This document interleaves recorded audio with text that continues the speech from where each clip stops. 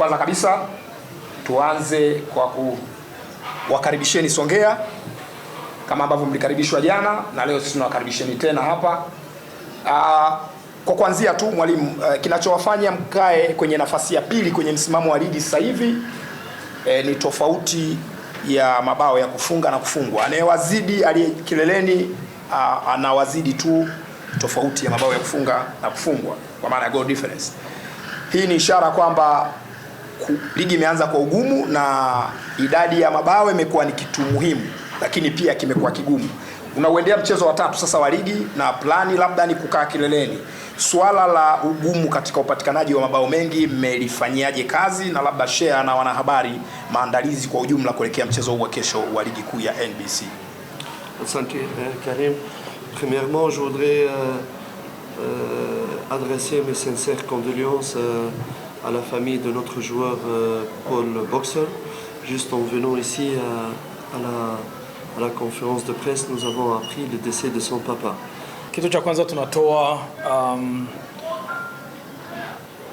wakati tunakuja hapa mchezaji wetu Paul Boxer amefiwa na babake mzazi. Kwa hiyo sisi kama club, sisi kama technical staff, kama family ya Yanga,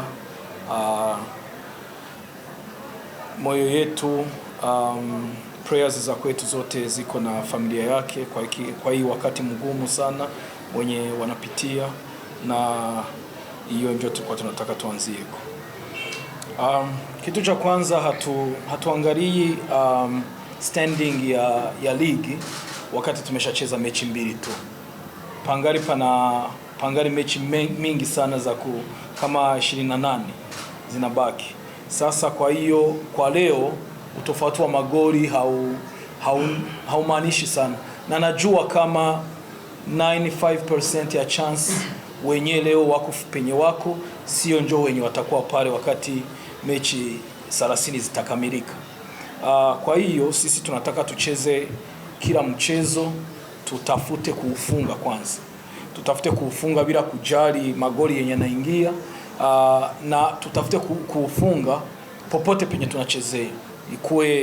Ikue home Mkapa, ikue kiwanja chochote chenye tunachezea. Hiyo ndio target ya kwanza. Kitu cha pili, kuna vitu vyenye kwenye project ya tunataka kutia kwa Yanga. Kuna vitu vyenye tunaona kama havijakamilika. Ni kweli kunaweza kuwa na hiyo ya kufunga magoli, kunaweza kuwa maybe na defense ya kwetu hata haijaruhusu goli, tunaona haijashimama vizuri. Ni vitu vingi vyenye tunaenda tunatumika siku kwa siku. Sasa kwa kusema tutimize yale malengo ya klabu na tutimize ile project yenye tunataka tutumie kwenye club.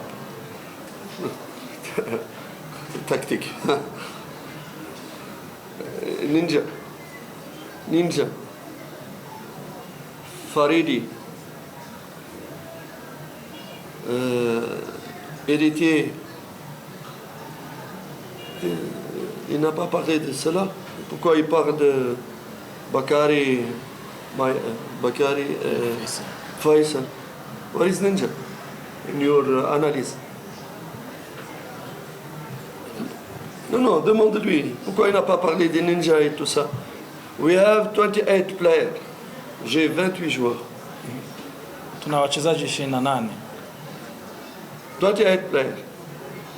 Why you ask only for Faisal and Bakary and Bengal? What? Understand? Le coach ne regarde pas seulement les grands noms, Bakary, Faisal, Star. 28 players, same thing for the coach. Understand me? You understand me? Why Faisal ne pertient, c'est ça? Pourquoi il revient, c'est ça? Il dit que peut-être que c'est la raison pour laquelle on ne marque pas beaucoup de buts. Parce que non. Il a dit c'est pour ça qu'on ne marque pas. Non. On ne marque pas, tu dis par respect, c'est mon ami. I don't want to give analysis tactique for my team. But I respect all my players. If you want to speak, I want to speak for 28 players. Why you don't ask me for Saidu? Where is Saidu? Where is... I respect all my players.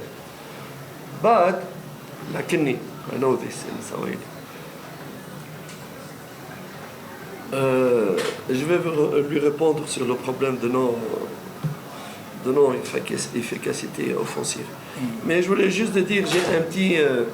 avant cela, mes soucis par rapport à la fédération, à la TFF. Sorry, Karim. Another small observation. I don't know why TFF elle a fixé le règlement de 8 étrangers après la période de recrutement. Et je vais revenir vers lui. With you. But I want to ask Karim, why, pourquoi le TFF a mis le règlement de 8 étrangers après avoir fermé la période de mercato? Pourquoi je vous dis ça? Parce que la TFF elle a demandé que les clubs ne peuvent utiliser que 8 étrangers alors qu'elle avait autorisé, nous avons par exemple 10 étrangers. Et cela nous pose un très grand problème. Voyez-vous. Donc, on est pour le respect des règlements, mais je crois que le timing des règlements n'est pas en rapport avec le projet de recrutement de joueurs. Et après, nous autres staff techniques et joueurs étrangers souffrent parce que si vous avez 10 joueurs, vous pouvez faire jouer que 8 joueurs. Anasema mbele ya kujibu swali lako anataka afanye observation na comment kuhusu swala la TFF kutokuruhusu wachezaji wote 10 kucheza wenye wa foreigners. Mwaka jana walikuwa naruhusu wachezaji 10. Hivi wameruhusu wachezaji 8 tu. Anasema wameruhusu wachezaji 8 wakati dirisha la usajili limeshafungwa. Ni kusema umejiandaa kutumikisha wachezaji 10, umewasajili, umewalipia kila kitu. Unajua kama hapa kuchezesha foreign kuna vitu vingi vinakuja. Kuna signing fee, kuna unamnunua kwenye anatoka timu fulani nini, hata katika administration unamlipia permit ya kwake, unamlipia residence ya kwake, vitu vingi. Sasa wakati umeshajiandaa kwa hivyo vitu vyote, afu panakuja rules inasema kama unachezesha wachezaji 8 tu, hiyo inatuumiza juu mikakati ya kwetu inakuwa hivi sasa inagongana. Sisi tuna wachezaji 10, kuna wengine wana more than 10, sisi tuna 10. Ni kusema kama kila mechi kuna wachezaji 2 wenyewe hawatacheza. Sio kucheza kwa kiwango kibovu, hapana. Ni kucheza juu hawaruhusiwi kucheza. Tungejua tungenunua 8 tu juu tusileti wa usumbufu. Hiyo ilikuwa ni observation comment. Sasa kwa hiyo anataka sasa ajibu swali lako. Pour lui répondre d'abord pour finir le dossier des étrangers, parce que si on nous donnait un temps, on ne va pas recruter 10 étrangers, seulement 8. Alors on perd de l'argent, on perd de qualité de joueurs, on peut créer une tension dans nos noyaux. Avec ça, comme ça je vais répondre. Kusema kumalizia ya foreigners, sio tatizo tu hata kwetu kwa klabu, kwa budget ya klabu, hata kwenye wachezaji. Wale wachezaji 2 wenye wanatoka kila siku, wengine wana 12, unakutana wanatoa 4, wengine wana 9, wanatoa 1. Wale wenyewe wanatoka kila mechi, nadhani watafurahi. Ce problème de deuxième mi-temps s'était juste réduit dans le temps parce qu'on avait joué 3 matchs dans une seule semaine, et ce problème on tombe un peu deuxième mi-temps parce que il part de 2 matchs qu'on a joué de championnat, parce qu'il était précédé par un match assez intensif dans le coup énergétique, à savoir la finale de la Supercoupe de Tanzanie. Il nous a demandé beaucoup d'efforts et directement on a joué 2 matchs dans un temps assez réduit. C'est pour cela, avec 2 voyages, avec un voyage et un retour, c'est pour cela notre état physique il est tombé un peu. Nous avons profité dans cette période pour améliorer ce paramètre-là pour les joueurs qui sont restés ici et je pense que les choses vont s'améliorer au fur et à mesure.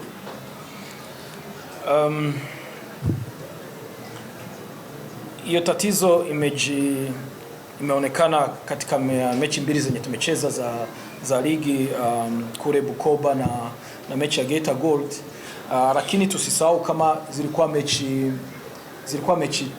mechi mbili zenye zimekuja kwa wiki moja na ikakuwa na mechi ya tatu kwa ile mechi ya Super Cup tumecheza na Simba. Ukicheza mechi tatu kwenye wiki moja ni vigumu sana ku maintain physical fitness quality ya kwako dakika 90 na tena umeanzia kwa ile mechi ya finali yenye unajua gisi iko pressure yenye iko na energy yenye watu wanatumia kwa kusema wabebe kikombe. Alafu unaenda kwenye zile mechi, kwenye mechi ya Bukoba inabidi ufanye traveling, ucheze mechi, urudie, afu uende ukacheze na Geita.